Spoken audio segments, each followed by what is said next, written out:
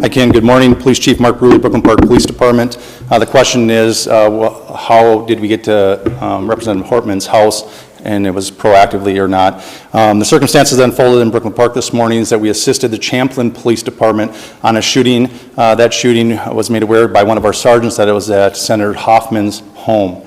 In hearing that very intuitive sergeant asked our officers to go check on Melissa Hortman's home, the representative that lives in our community, just proactively as due diligence to swing by.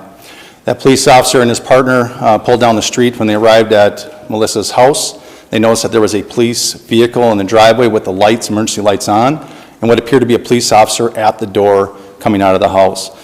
When our officers confronted them, the individual immediately fired upon the officers, who exchanged gunfire, and the suspect retreated back into the home. Was this an actual police officer or impersonating police officer?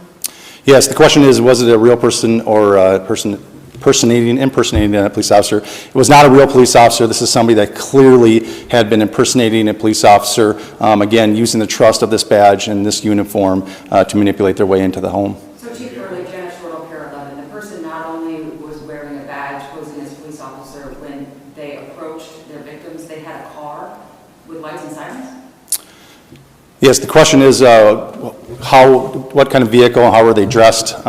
They did drive a vehicle that looked exactly like an SUV squad car.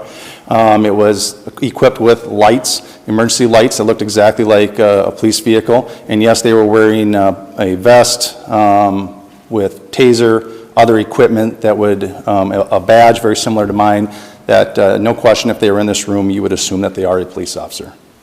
Chief Burley, can you describe the moments after that played out? You said the person went into the home, and then can you help us understand the next 10, 15 minutes of how we got to where we're at now?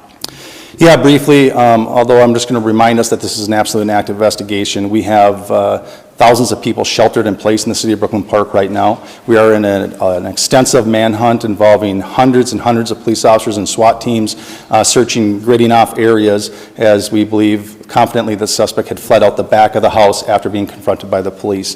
Very briefly, after the officers had exchanged gunfire and the suspect retreated into Melissa's home, they immediately went up to the threshold and looked in and seen a male that was down, clearly had been struck by gunfire. They made limited penetration, grabbed a hold of the male and drug him out to safety to attempt first aid. However, he was pronounced dead shortly after that. At that point, the officers surrounded the house, got additional resources and SWAT resources, and then ultimately went in with a drone identifying a female in the home.